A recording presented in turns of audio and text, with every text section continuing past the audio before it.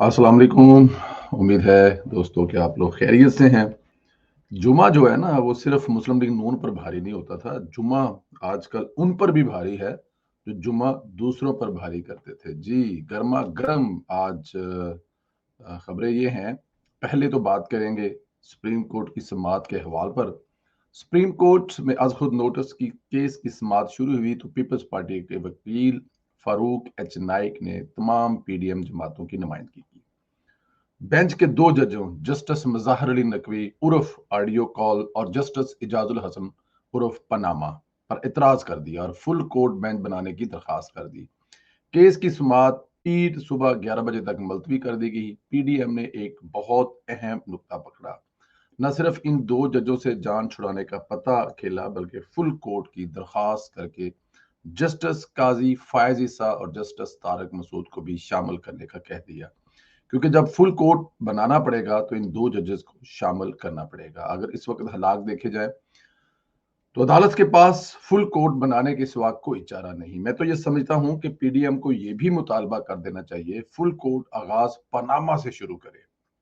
नवाज शरीफ की बेगुनाही के सबूत हैं, अदालतों के पास है और सारी साजिशी एक ही दफा कौम के सामने नंगे हो जाए। होना तो यही चाहिए कि ये जो फुल कोर्ट बन रहा है तो फुल कोर्ट बनना काफी एक बड़ा जाहिर है कोर्ट होता है। यहाँ पे 2 लोगों का, 4 लोगों का, 3 लोगों का कोर्ट बनता है जो किसी छोटे मोटे केस की जो समाअत करते हैं और फैसला सुना देते हैं। लेकिन फुल कोर्ट उन हालात में बनता है जब बहुत ही कोई अहम चीज सामने आ जाए।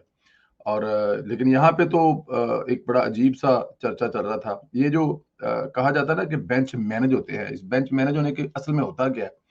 होता ये है कि बेंच बनाने वाला जो है वो अपने हम ख्याल लोगों को उस बेंच में रख लेता है और उसमें ज्यादातर जूनियर शामिल होते हैं और जो सीनियर होते हैं जो उनको काबिल कबूल नहीं होते उनको बेंच से अलहदा कर दिया जाता है और जूनियर लोगों को बेंच में ला के बिठाया जाता है और फिर उनके साथ मिलकर जो भी करना होता है वो किया जाता है। इसको कहते हैं बेंच मैनेज होना। मेरी नाकस नजर में गलत भी हो सकता है।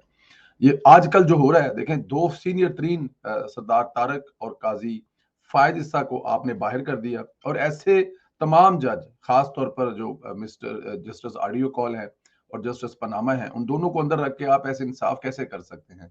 और जबकि वो डोगर साहब वाले केस में जिसमें कुछ लेना नहीं, कुछ देना नहीं, कोई गल नहीं, कोई बात नहीं, इलेक्शन को दरमियान में रगड़ा लगा दिया कि जी इलेक्शन में नहीं कराओ, मतलब साडा दिल कर रहा है या साडे घरों किसी चट्ठा साहब वाली अगर जुबान इस्तेमाल करिए तो मैं नहीं इस्तेमाल करता, मेरे ख्याल ज्यादा बेहतर हो जाएगा। बट एनी हाउ ये अब देखें आने वाले दिनों में क्या धमाके होते हैं। अच्छा जी, ऑडियो कॉल, सुप्रीम कोर्ट अपने साबिक चीफ की ऑडियो कॉल के काफी चर्चे हैं। ये ऑडियो कॉल हालिया दिनों की है। हमने कुछ दिन पहले भी आपको बता दिया था कि अदलिया के हवाले से बहुत बड़े धमाके होने वाले हैं। किरदार पूरी तरह नंगे होने जा रहे हैं। ये भी बता दिया था कि साकिब नज़ार पीछे बैठकर इमरान खान को सपोर्ट कर रहा है, बल्कि यूं कह लीजिए इमरान खान का अदलिया में जनरल इस वक्त अदलिया का जनरल फैज बना हुआ है। साकिब नज़ार की हालिया दिनों एक ऑडियो कॉल कुछ अहम लोगों के हाथ लगी जिसमें वो मौजूदा केसेस पर बात कर रहे हैं। हाजिर सर्वस लोग घेरे में आ रहे हैं। आजाद सैयद और उमर चीमा का क्लिप है, मैं आपको सुनाना चाहता हूँ, वो सुनिए और उसके बाद फिर इस पर बात करते हैं। वो ये बात बताते हैं कि जो बाज़ साबिक जज साहिबान हैं उनको उनकी जो मालूमात उनके बारे में जो इकट्ठी हुई हैं वो बड़ी ख़तरनाक मालूमात है। अच्छा। उनके जो राब्ते हैं बाज़ सिटिंग जज साहिबान से भी बताए जाते हैं। रिपोर्टेडली ये बात बताई जाती है कि है, और वो जो मालूमात हैं वो हुकूमत के पास चली गई हैं। ज़ाहिर इंटेलिजेंस एजेंसियों ने पहुँचाई होंगी, पॉसिबल है ना, ये ज़ाहिर इंटेलिजेंस एजेंसियाँ ही मालूमात पहुँचाती हैं।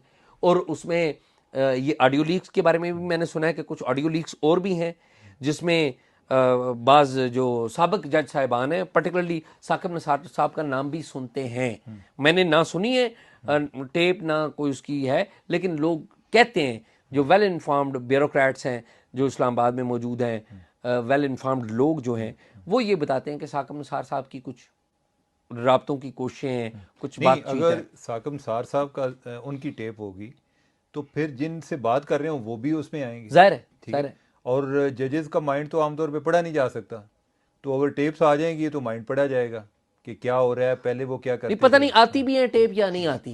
ये तो लोग देखे ना, पता नहीं वेल डर क्यों इन्फॉर्म्ड है लोग इस यहाँ पर मुझे ये ये बड़ी एक बातें कर हैरत रहे वाली हैं कि इस बात है। तरह की सब कुछ देखा हुआ बातें इन दोनों हैं। ने। मिजाज ये है कि जो है ना, मेरा ख्याल है कि कोई ना कुछ आने वाला है। ठीक है, हमने पिछले दिनों ये भी हम प्रोग्राम में बता बात चुके की हैं। थी। और जो मैंने आपको बताया था कि उसका एक लिमिटेड एडिशन का मतलब ये है कि कुछ लोगों तक वो पहुंची भी हैं ऑडियो अच्छा। जो। हाँ अच्छा। हाँ। तो लिहाजा अगर उनको रोकना मकसूद होता तो कोई चंद लोगों तक ना पहुंचती, यानी कि असल इसलिए में। आप मेरी बात की तस्दीक कर रहे हैं कि ऑडियो हाँ टेप्स हैं। शाह जी, मैं अगर तस्दीक नहीं करूंगा आपकी बात की, कौन तस्दीक करेगा? नहीं, लेकिन आप डिनाई भी कर देते हैं ना, हाँ अगर आपके पास मालूमात ना हो या मुतसाद मालूमात हो, आप हाँ डिनाई हाँ, भी नहीं करते हैं। मेरी भी ये हो सकता है कि हम दोनों ही गलत हों। ठीक हाँ, है, ठीक। लेकिन ये ये है कि मैंने अलबत्ता ये सुना है कि कुछ लोगों तक गई है। और ये जो कॉन्फिडेंस लेवल बढ़ रहा है ना, हम्म। और जिस तरीके से मरियम ने भी बातें की हैं, कल प्राइम मिनिस्टर शहबाज शरीफ ने भी बातें की हैं ना। तो ये जो है ना, ये कॉन्फिडेंस जो है, ये भी इस चीज़ की अलामत है। यानी कि मेरे पास जो इन्फॉर्मेशन है, हमने पहले पहले इससे जिक्र किया होगा लिमिटेड एडिशन का। तो अगर सबसे पहले तो प्राइम मिनिस्टर ने सुनी होगी ना, यानी कि मैं इसमें इंफॉर्मेशन नहीं दे रहा, एक तुक्का लगा रहा हूँ, कॉमन सेंस तुक्का। ठीक है, कि अगर एजेंसी उनको देती है तो उससे प्राइम मिनिस्टर या उसकी पार्टी या बाकी उनके जो एलाइज हैं वो बेनिफिशरी है ना। ऐसे ही। ठीक है, तो लिहाजा उनको बताया गया होगा जी कि आप हिम्मत करें। ठीक है, कि अगर कोई आप पर एक्शन लेता है तो हम ये चला देंगे। या हो सकता है कि अगर कोई एक्शन लेता है या नहीं लेता, ऐन मुमकिन है कि ये जिस तरीके से प्रोसीडिंग चलती है आगे, तो अभी आ जाए। ठीक है, अगर वैसे बेंच जो है डिजॉल्व नहीं होता, कोई इसको रिकॉन्स्टिट्यूट नहीं किया जाता, तो कोई ऐसी चीज़ आ जाए कि जिसमें कोई कहने वाला जो है वो कह रहा हो जी कि भाई तो उनके काम कराओ। ठीक है, तो हो तो सकता है ना। जी, ठीक है, बिल्कुल तो ऐसे। लिहाजा ये जो जिस तरीके से मरियम नवाज ने आज डायरेक्ट अटैक किया ना, एक बल्कि खुद का हमला किया है, तो ये वैसे ही नहीं किया।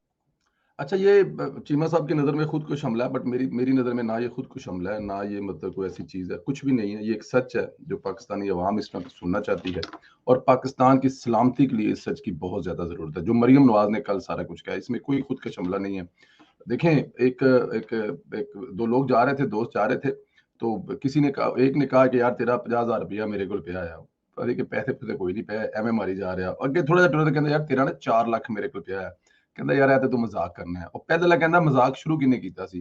तो ये मरियम नवाज ने खुदकश हमला नहीं किया, ये जिन्होंने किया वो आपके सामने, और अब वो नंगे होंगे। बट एनी हाउ, अब ये आते हैं जरा वापस इस तरफ। देखें, साकिब निसार साहब की जो ऑडियो कॉल है, जिसमें वो मौजूदा सुप्रीम कोर्ट के जज हजरात हैं, मुबीना तौर पर, जो जाहिर है उमर चीमा साहब भी कह रहे हैं और हम भी कह रहे हैं कि मुबीना तौर पर वो जो कॉल है, जिसमें वो दोबारा, क्योंकि उन्होंने कुछ प्राइवेट महफिलों में कहा था कि हम इमरान खान को दोबारा लाएंगे, इलेक्शन की तारीख लेके देंगे और इमरान खान को जिताएंगे। और उसके बाद जाहिर है उनके साथ ये जस्टिस इजाजुल हसन साहब, जो उनके पुराने कुलीग बैठे हुए हैं, ये पनामा वाले जज, जिन्होंने मिलकर ये सारा ड्रामा किया था, जिसमें खोसा साहब भी थे, अजमत सईद थे, और खुद ये बाबा डैम वाला था, जब ये सारे लोग शामिल में थे। तो इसकी कॉल जो है ना वो पहुंच चुकी हुई है, एजेंसियों ने रिकॉर्ड करके। देखें, जजों की कॉल रिकॉर्ड नहीं हो सकती, एजेंसियां कर नहीं सकती, लॉ नहीं है, कानून नहीं है। लेकिन जजों के साथ जो बात कर रहे हैं, अब वो कोई भी हो सकता है, वो साबिक हो सकता है या कोई आम पर्सन हो सकता है, उसकी कॉल रिकॉर्ड हो सकती है। तो ये जजों की जो कॉल रिकॉर्ड इधर से हुई है, वो हुई उधर से है जिन्होंने उनसे बात की है। तो यहां पर ये बात कन्फर्म है कि जो धमाका है ना वो होने वाला है, बहुत बड़ा धमाका होने वाला है, जिसमें वो कालें भी सामने आने वाली हैं, जैसे मुजाहिर नकवी साहब की और परवेज इलाही साहब की हैं।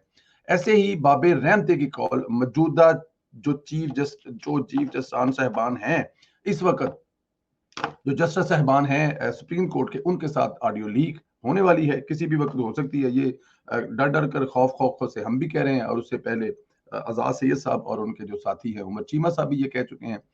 एजेंसियों के जरिए ये शहबाज शरीफ साहब का तक लोगों तक पहुंच गई हुई है, लेकिन अब फैसला ये कब करनी है उसको लीक, और उससे क्या नतायज लेने हैं वो सामने है। लेकिन मेरा ख्याल है कि अदालतों से, मेरा ये भी मानना है कि अदालतों से 3 से 4 जो जज है ना वो शायद रिटायर हो जाए, या वो शायद इस्तीफा दे दें, क्योंकि उनके खिलाफ बहुत ज्यादा मवाद है जिनसे वो एक तरफ झुकाव है उनका, और वो मुल्क के साथ नहीं बल्कि किसी एक पार्टी के साथ या किसी एक शख्स के साथ ज्यादा लॉयल है।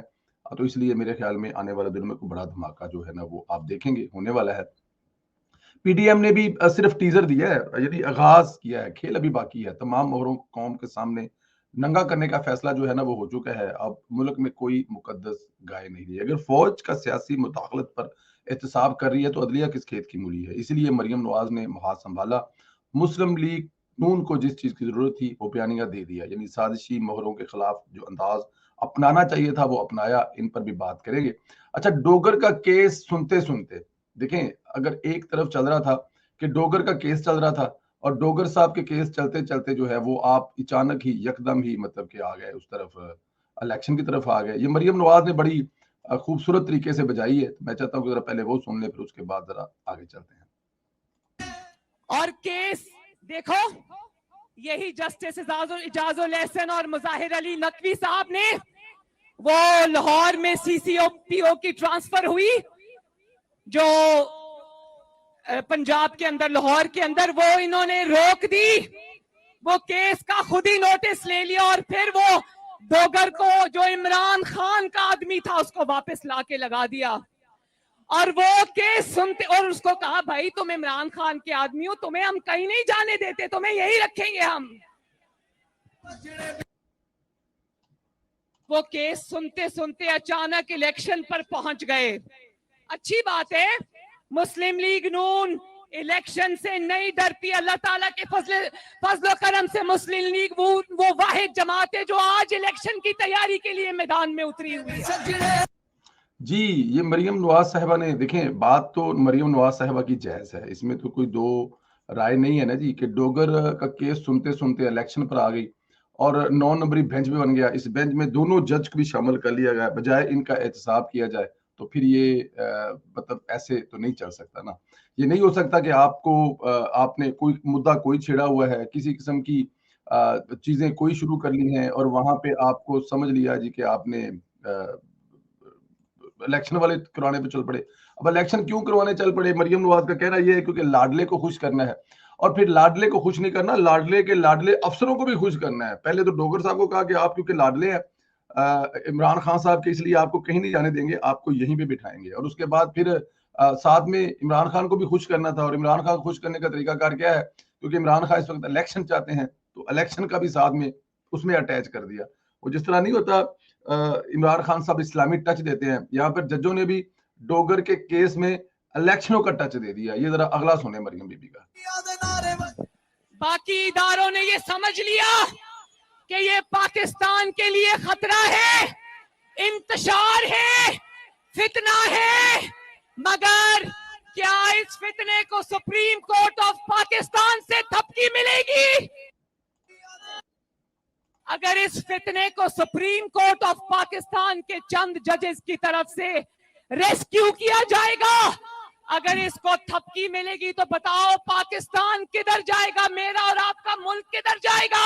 जी, मरियम नवाज का कहना है कि अगर बाकी इदारों में, मेरा ख्याल है उनका इशारा जो है वो अगर मैं गलत नहीं हूं तो शायद फौज की तरफ है। तो अगर फौज की तरफ उनका इशारा है तो वो ये कहना चाह रही हैं कि अगर बाकी इदारों ने इस चीज को समझ लिया है, फौज ने अपने आप को इससे अलहदा कर लिया है और वो इस वक्त बिल्कुल न्यूट्रल हो गए हैं, उन्होंने मुल्क की खातिर अपने अंदर एक एहतसाब शुरू कर दिया। क्योंकि हम बहुत बारी बातें सुन रही हैं कि बाजवा साहब के दौर में जो जो मतलब अदारे से गलतियां हुई उनको सुधारने की कोशिश कर रहे हैं, या उनको अंदाजा हो गया है। तो क्या अब इमरान खान साहब जो हैं वो इन जजों के जरिए या ये जज या सुप्रीम कोर्ट जो थपकी देगी कि खान साहब कोई गल नहीं, जो तुहाडा पहला अब्बा फौत हो गया तो ਅਸੀਂ ਵੀ ਤੁਹਾਡੇ ਅੱਬੇ ਹੀ ਆ, कोई भी फिक्र हो जाओ, कोई गल नहीं, ਤੁਸੀਂ अपने आप ਨੂੰ यतीम ना समझो, ਤੁਹਾਡੇ अगर पिछले मर गए ने तो ਅਸੀਂ ਤੁਹਾਡੇ सिर ते हाथ रख रहे हैं। ऐसा तो कुछ नहीं हो सकता ना। और अगर ऐसा कुछ होगा तो फिर मेरे और आपके प्यारे पाकिस्तान का क्या होगा? ये कहना था मरियम नवाज साहिबा का। एक आध क्लिप और आपको सुनाऊंगा। बैठ गए कि इलेक्शन कमीशन की क्या जिम्मेदारी है, आप ये जांचने बैठ गए कि हुकूमत पाकिस्तान की क्या जिम्मेदारी है, आप ये जांचने बैठ गए कि गवर्नर की क्या जिम्मेदारी है। बजा है जरूर जांचें, जरूर पूछें, मगर क्या कभी अपनी बुनियादी जिम्मेदारी का अहाता किया आपने? आपकी जिम्मेदारी है गैर मुतनाज़ा बेंच बनाना। क्या वो जिम्मेदारी आप पूरी कर रहे हैं?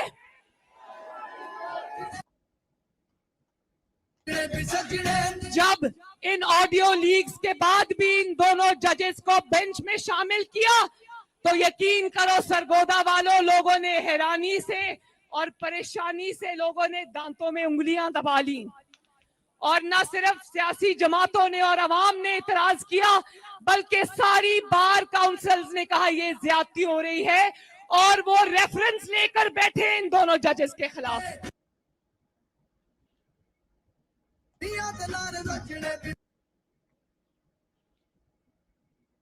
की इदारों ने तो इस मकरूह किरदार को, जिसका नाम घड़ी चोर इमरान खान है।